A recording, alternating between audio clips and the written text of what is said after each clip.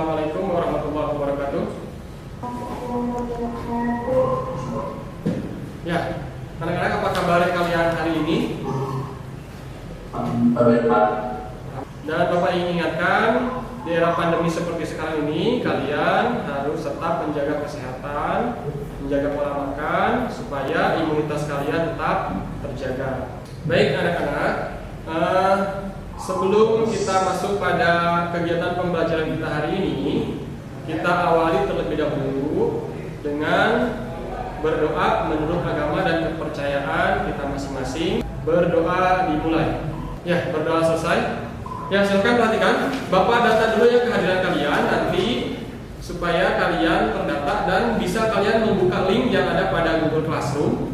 Di situ sudah Bapak lampirkan untuk data kehadiran. Tapi di sini Bapak ingin cek kehadiran kalian untuk mendata yang sudah masuk di Zoom meeting ini. Silakan ucapkan hadir dan juga sambil melambaikan tangan ya.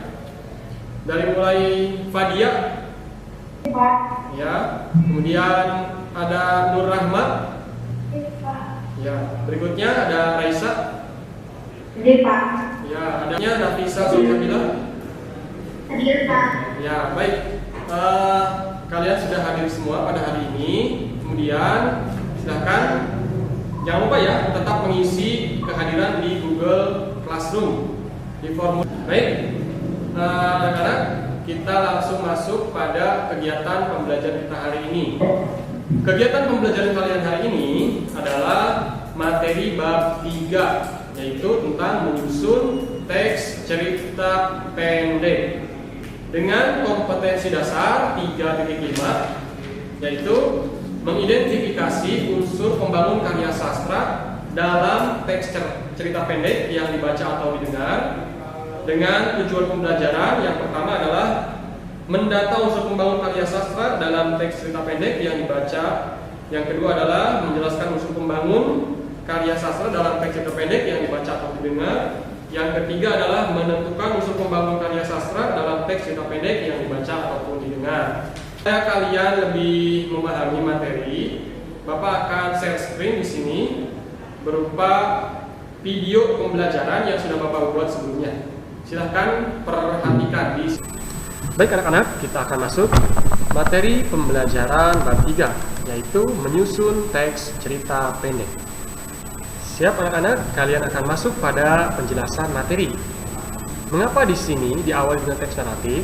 Karena cerpen merupakan salah satu dari teks naratif. Teks naratif itu sendiri merupakan teks yang berfokus pada tokoh khusus, memiliki fungsi sosial naratif untuk menceritakan kisah atau peristiwa lalu untuk penghiburan khalayak. Cerpen merupakan kependekan kata atau akronim dari cerita pendek yang artinya adalah cerita yang habis dibaca dalam sekali duduk. Dengan tokoh yang terbatas yang memiliki satu konflik dengan alur yang terbatas. Terdiri dari 3 sampai dengan 10 halaman yang kurang dari 10.000 kata. Tujuan dari teks naratif yaitu menghibur dan memikat pembaca atau pendengar. Naratif juga bertujuan memberi pengetahuan, ajaran, atau sebagai pendapat perilaku. Tujuan ganda naratif adalah untuk mendidik dan menghibur.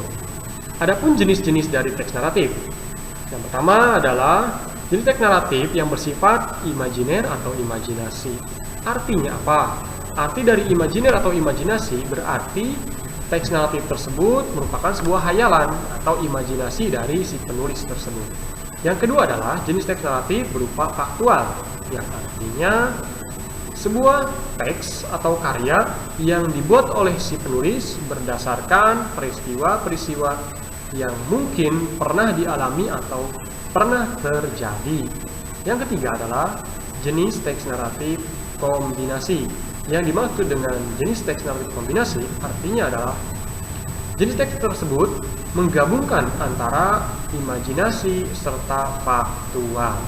Baik anak-anak, kita akan lanjut pada penjelasan unsur-unsur pembangun cerpen. Unsur intrinsik yang pertama terdiri dari judul. Yang kedua adalah tema. Yang ketiga adalah latar, setting, dan suasana. Yang keempat adalah alur. Yang kelima adalah tokoh. Yang keenam adalah penokohan. Yang ketujuh adalah amanat. Kedelapan adalah sudut pandang. Yang kesembilan adalah gaya bahasa. Dan kesepuluh adalah konflik.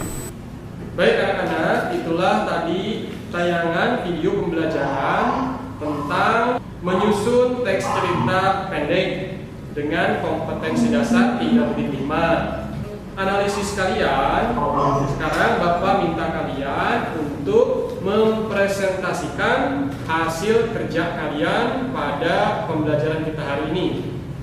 Bapak akan tunjuk secara acak, diawali dulu oleh, silakan Nafisa. Nafisa mempresentasikan hasil kerja yang sudah dilakukan. Perkenalkan, nama saya Nafisa Ginandra dari kelas 9A. Saya akan mempresentasikan hasil lembar kerja teks cerpen. Nomor 1. Apakah judul cerpen menarik orang untuk membacanya? Jelaskan alasanmu. Menurut saya, iya.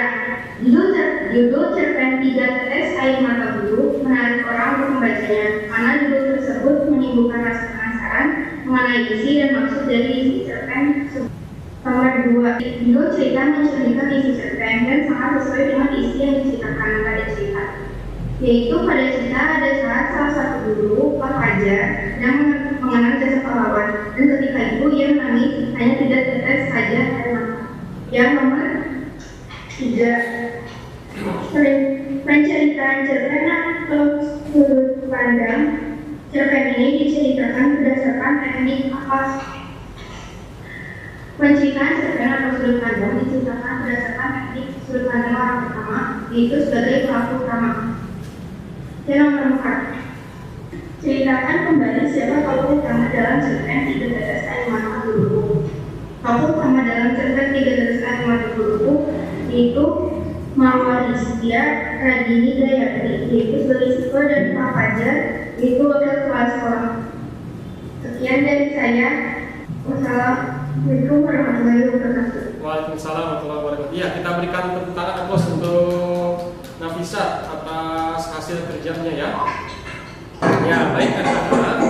Itulah tadi hasil dari pembelajaran yang sudah kita laksanakan pada hari ini. Kemudian sebelum kita mengakhiri kegiatan pembelajaran kita hari ini, Bapak ingin bertanya terlebih dahulu, siapa yang belum memahami apa yang sudah kita pelajari pada hari ini? Atau silakan Kak tambahkan untuk memberikan penguatan tentang kesimpulan pembelajaran kita hari ini. Di kesimpulan pelajaran hari ini saya mendapatkan mengambil dari cerpen. Ya. Ciri-ciri dari cerpen, ya. unsur, ciri-cirinya itu berupa fakta. Ya. Pernyataan yang unsurnya memiliki tema, latar, pokok, penokohan, alur, sudut pandang, amanat, dan gaya bahasa. Juga pengertiannya dan itu singkat dipakai cerpen. Oke, ya, kita berikan tepuk tangan untuk kalian semua yang sudah bisa menyimpulkan pembelajaran kita hari ini. Akhirnya, kita sebelum mengakhiri, Bapak ingin ingatkan kalian, pertemuan yang akan datang, kalian akan masuk pada materi pembelajaran KD 4.5, yaitu menyimpulkan. Jadi, hari ini kalian sudah belajar tentang pengertian dari unsur-unsur cerita pendek. Pada pertemuan yang akan datang, kalian pun akan Bapak berikan lembar kerja peserta didik. Ada cerpen yang akan kalian analisis unsur-unsur intrinsiknya. Ada yang ingin ditanyakan untuk pembelajaran kita hari ini? Sudah mengerti semua ya? Ya, alhamdulillah. Baik, untuk menutup kegiatan pembelajaran kita hari ini, kita ucapkan hamdalah bersama-sama. Alhamdulillahirrahmanirrahim. Ya, terima kasih untuk pembelajaran kita hari ini. Kita akhiri. Billahi taufiq wal hidayah. Wassalamualaikum warahmatullahi wabarakatuh.